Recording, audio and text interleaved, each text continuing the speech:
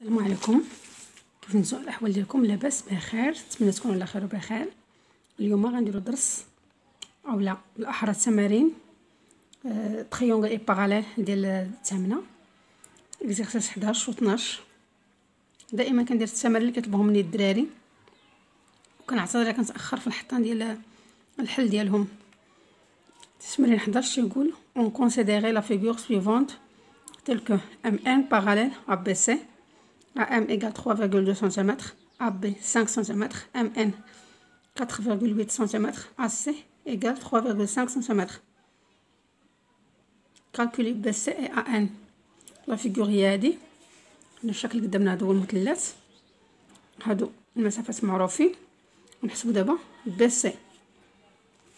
بون هنا غنطبقو لا كاتريام بروبريتي اللي دايرين في هاد الدرس، اللي كتقول لنا الا كان عندنا مثلث وعندنا نقطه ام كتساوي ا بي مثلا وان كتساوي ا سي، فاننا كنحققوا وعندنا واحد ام ان كيوازينا ب سي. ضروري يكون هذا الشرط ديال التوازي. اذا متساويه ا ام على ا بي كتساوي ا ان على ا سي. دونك لو triangle ABC عندنا M appartient à B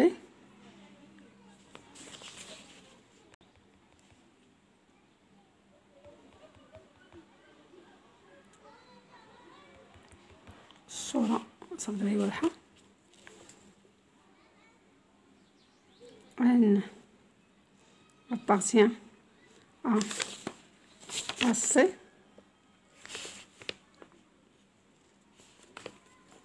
اي ضروري الشرط ديال التوازي ام ان باراليل ا بي سي. دونك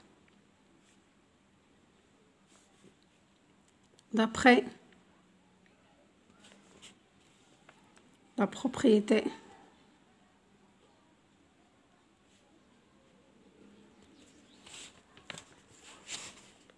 quatre, on a AM sur AB égale AN sur AC égale MN sur BC. حنا بغينا نحسبوا BC، اذا غناخذو هذه اللي فيها BC مع وحده اللي معروفه هنايا.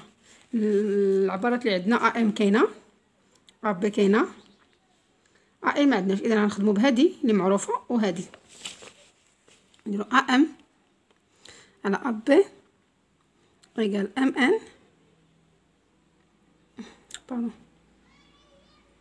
MN على BC. كل وحده كنعوضوها بالقيمه ديالها وكنحسبوا.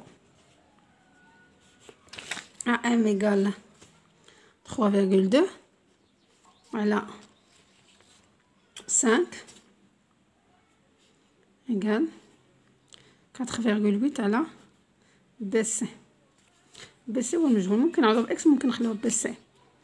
إذا BC égale 4,8 fois 5 sur 3,2.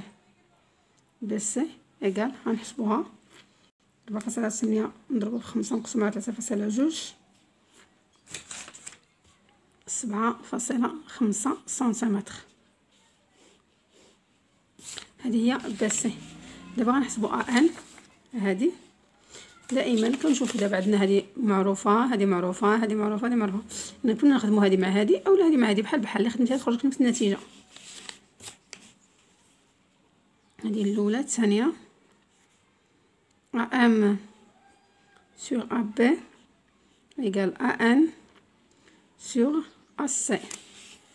نفس الشيء كنعوضوا AM هي 3,2 على 5. AN هي اللي بغينا نحسبوها على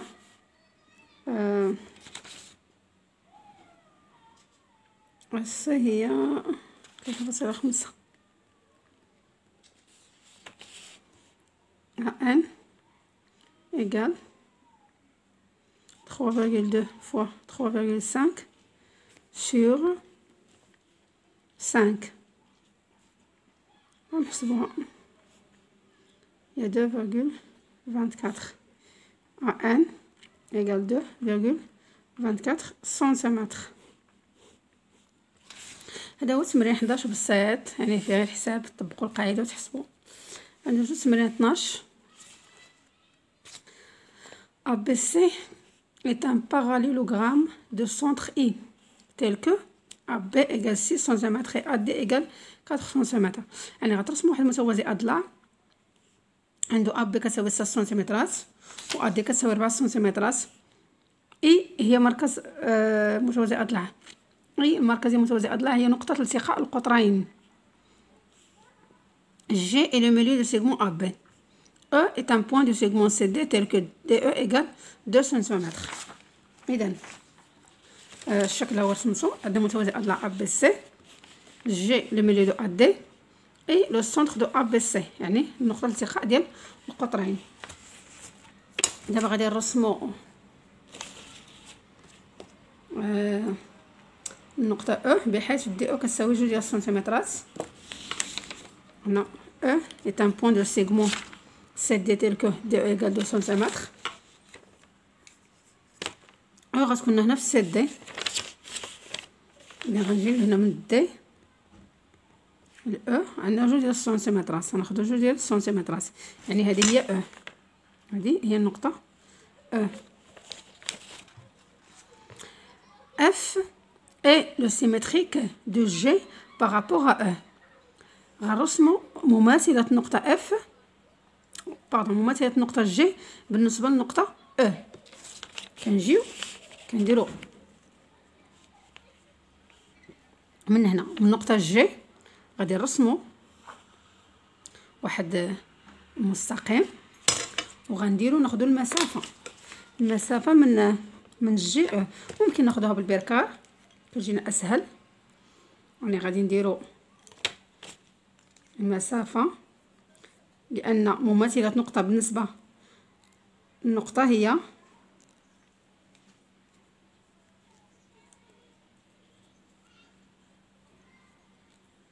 ناخدو هاد المسافة هادي من هنا لهنا. هاد المسافة هادي هي هادي، هاد العبر هذا يعني هنا يكون هو قد هنا، يعني او منتصف ديال جي اف. هذه هي النقطة اف. اذا غادي نحسبوا la droite FI coupe CD en G. La droite FI coupe. نرسموا المستقيم هذا قال لك يقطع لينا CD في النقطة G هنا. باردون مرضيش. كنرسموا المستقيم FI، التقاطع ديال FI و CD كيتقاطعوا لنا في النقطة G.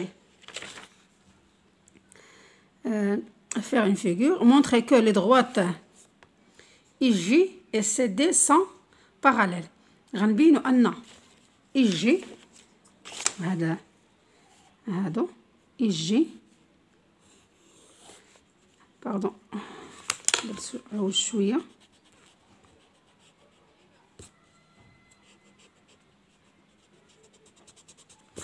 نرسم لا droite IG et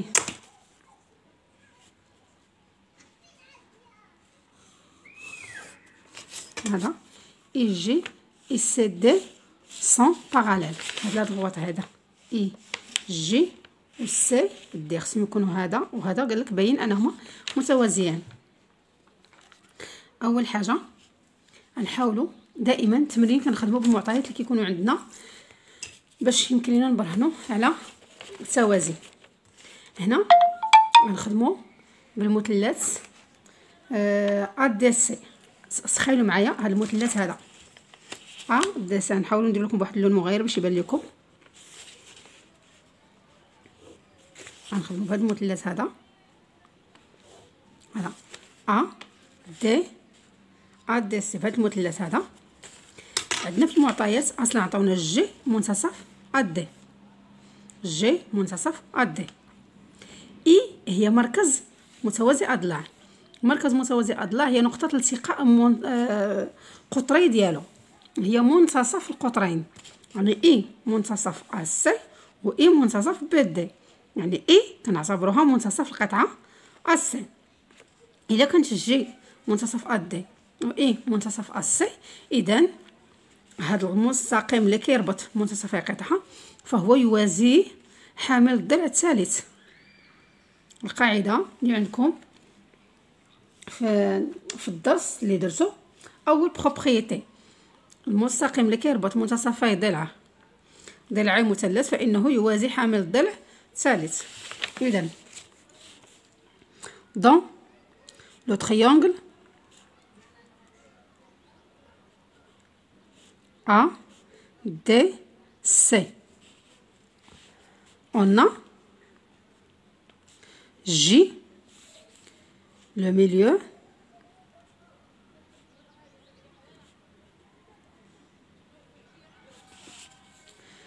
de AD, pardon.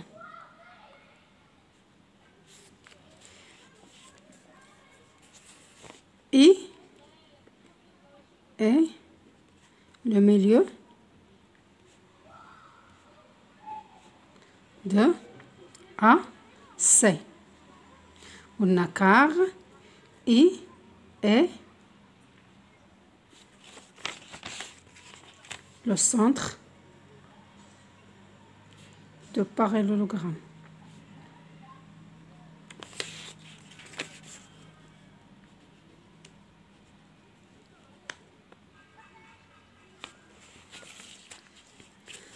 Donc,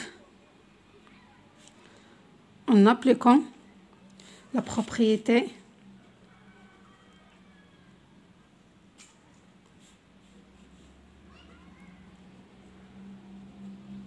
propriété 1 dans le triangle, pardon,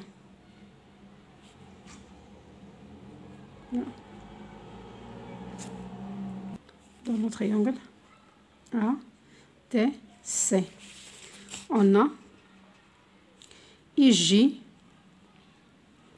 parallèle ADC. إذن إيجي كيوازي لنا دي سي. هذا بالنسبة للسؤال الأول. ثانيا montrer que troisième question montrer que J est le milieu de segment FI. غنبينو أن J le milieu de segment FI.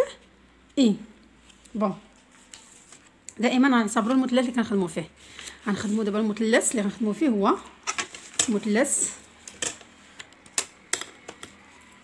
اف. نخدمو في المثلث اف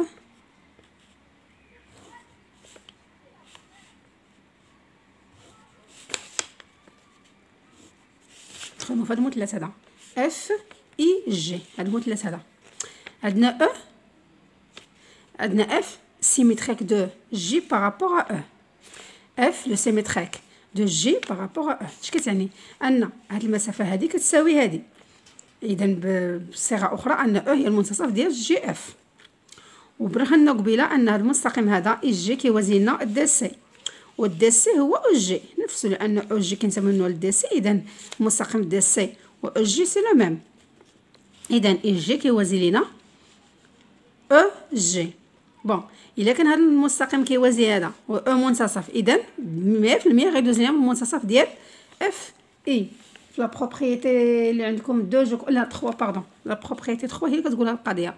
الا كان عندنا مستقيم كيمر من منتصف احد اضلاع مثلث ويوازي الضلع الثاني، فانه ضروري غيمر لنا منتصف الضلع الاخر. اذا troisième question عندنا دائما كنحدوا المثلث اللي نخدموا فيه. dans le triangle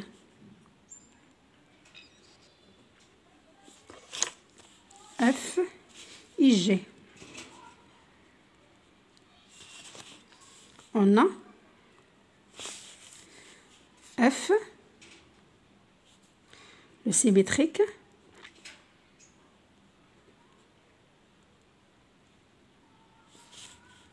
de G par rapport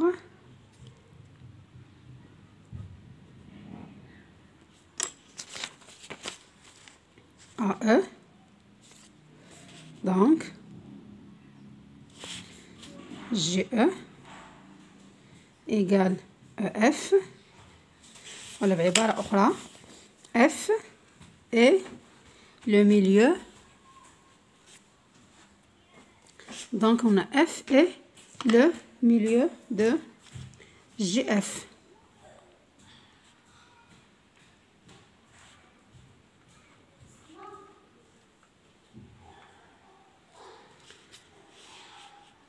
On a la droite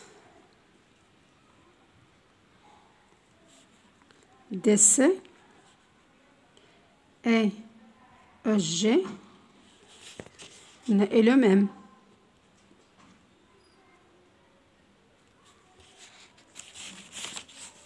Donc IG parallèle à EG. D'après la propriété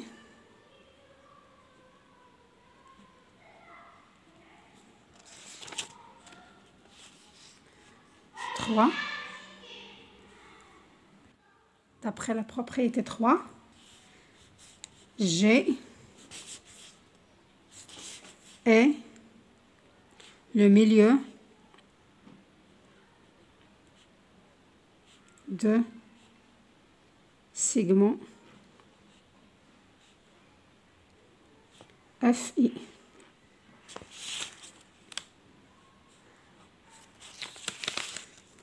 هذا هو السؤال الثالث. بون سالينا التمرين.